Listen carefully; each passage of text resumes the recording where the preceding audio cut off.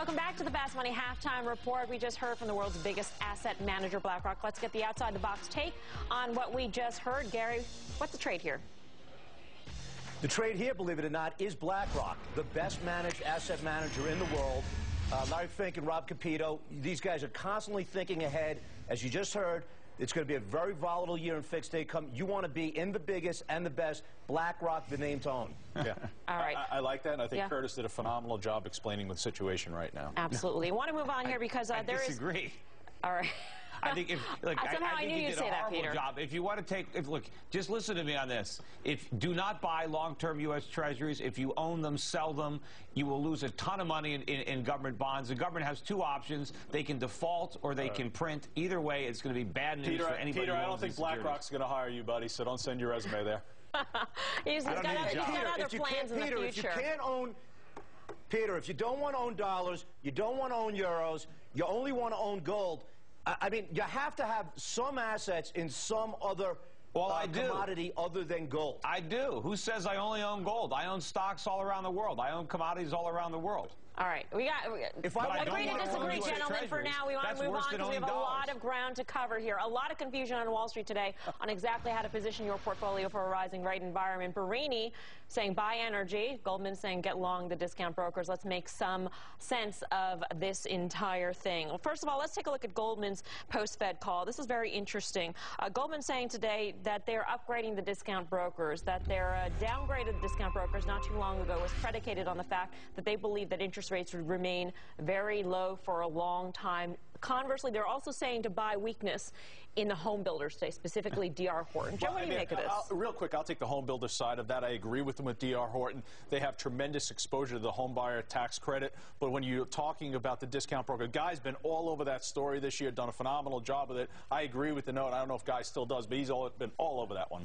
You know what? And I'll jump to the Home Depot side of things. If you want to sort of have a retail spin, just look at what's going on at Home Depot. Look at what Frank Blake's done. Look at the stock action.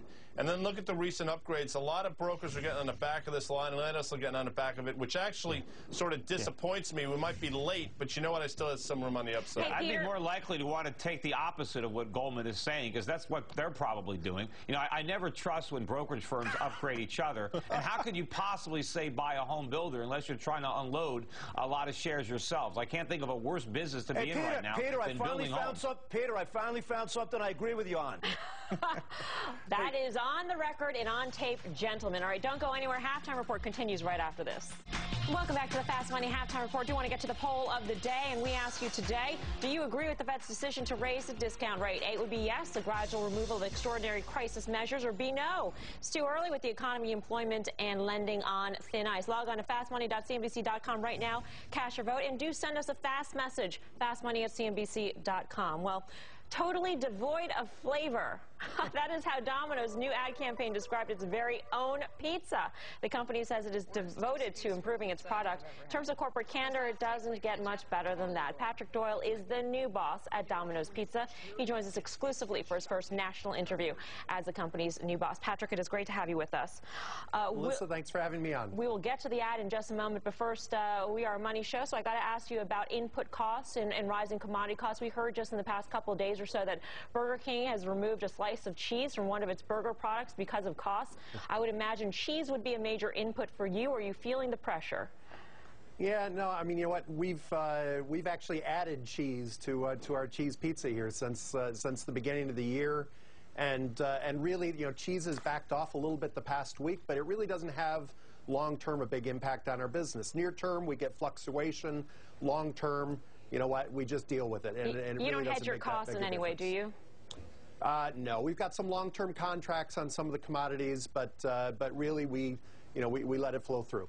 All right, I want to ask you about this ad campaign. It's a very unusual tactic. Are you seeing any evidence that it is actually gaining? Because the corollary to this whole thing is that if you're saying your pizza is not very good, I mean, for so long you've been saying your pizza is good. Isn't this creating a credibility problem? No, I mean, consumers are absolutely, they're paying attention to it. It's breaking through. with consumers, the approach we took was to make sure that consumers understood that we were listening to them and that we were making a change. You know, we've now since come out with advertising showing that, you know, in fact, we beat our major competitors in a taste test. So if you want the best tasting pizza right now, if you want a great tasting pepperoni pizza, you're going to call Domino's.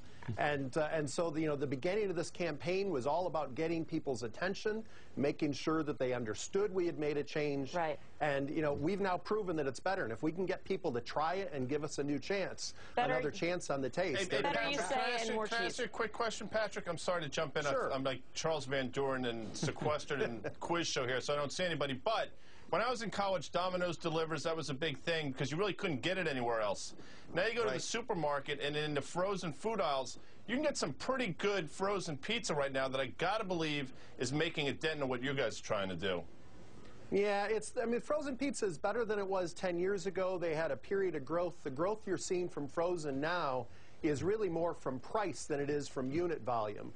So we're very comfortable that the convenience we bring of bringing it to people and the better tasting pizza that Domino's is serving is going to win out. Gary. Hey, Patrick, give us a hint of what's next. You've done a great job with this marketing campaign this summer, Memorial Day. What are you going to do in terms of bringing back additional traffic? Yeah, well, Gary, I mean, first of all, we're proud. I mean, last year we had, through the first 3 quarters of the year, we had positive traffic each quarter, which put us in a very select group of restaurant companies last year. When you take that combined with the international business, which has grown for 63 straight quarters of same-store sales growth, and then the debt that we've been paying down, we paid down the first 9 months last year, $161 million in debt. It's powerful. So we've got people's attention. We've got a better pizza. Patrick, we got to leave it there. Thanks so much. We hope to see you on Fast sometime soon. Patrick Doyle, the new boss at Domino's Pizza. We'll have the trade on Domino's in the pizza sector on the other side of this break. But take a look meantime as we go to break at President Obama live in Las Vegas, Sin City, where he said before, if you're in a recession, you don't go spending in Las Vegas. There he is. Stay tuned.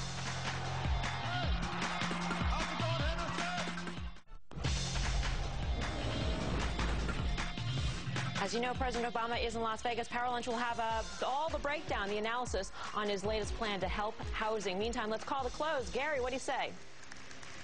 Continue, sell Dell. Peter. You know, Obama's right. People have to spend less. Unfortunately, his policies are encouraging them to spend more. And we have to spend less on housing, too. And his policies are going to do the opposite. I think we fizzle out here, Mel.